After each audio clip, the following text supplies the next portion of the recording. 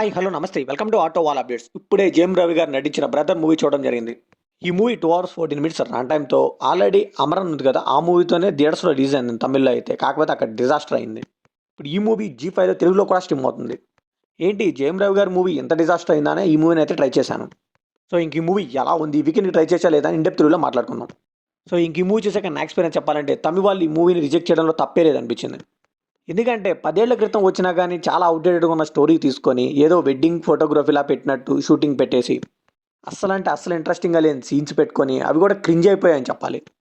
And dubbing అండి. Dubbing అయితే 2 worst అని చెప్పాలి. ప్రియాంక గారికి అయితే ఎవరో ఆంటీ చెప్పినట్టు అనిపించింది. లిటరల్లీ 'జేఎం రవి' గారు ఎప్పుడో అడ్వాన్స్ తీసుకుంటున్నారు ఈ ప్రొడ్యూసర్ దగ్గర. అందుకే ఈ మూవీ చేశారేమో అనిపించింది. భూమిక గారి బ్రదర్ రోల్ చేస్తారండి అంతే. దానికే బ్రదర్ అని పెట్టేశారు ఈ మూవీకి. లిటరల్లీ మన 'రామ్ చరణ్' గారి 'బ్రూస్ లీ' మూవీ ఉంటుంది కదా! అలా కూడా ఉండదు ఈ స్టోరీ. దానికి ఒక స్కూప్ లాగా అని చెప్పొచ్చు. ఈ మూవీ అలా ఉంటుంది. సో కంప్లీట్‌గా 'జేఎం రవి' గారికి ఉన్న స్టార్డమ్ కానీ, ఆ భారీ కాస్ట్‌ని గాని కంప్లీట్‌గా వేస్ట్ చేశారు. రైటింగ్ అయితే చాలా దారుణంగా ఉంది. ఈ మూవీని ఫ్యామిలీతో చూడొచ్చా అంటే యెస్ చూడొచ్చు. అడల్ట్ కంటెంట్ ఏం లేదు. ఈ మూవీ బేసిక్ స్టోరీ లైన్ కూడా స్టార్ట్ అయ్యేది ఇంటర్వెల్‌లోనండి. హీరో వాళ్ళ అక్కనైతే వాళ్ళ ఇంట్లో వాళ్ళు పంపించేస్తారు అత్తారింటి నుంచి.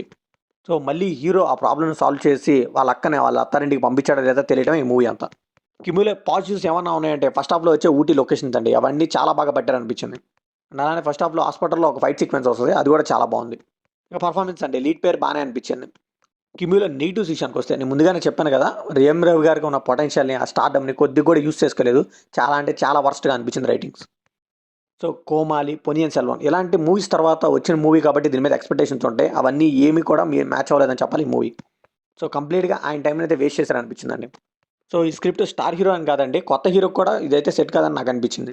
సో ఏ ఆస్పెక్ట్‌లో కూడా మూవీ అయితే అప్ టు ద మార్క్ లేదండి. టెక్నికల్‌గా కానీ, లవ్ స్టోరీలో గానీ, కామెడీలో గానీ ఏ విధంగా కూడా అనుకున్నంత అయితే లేదు.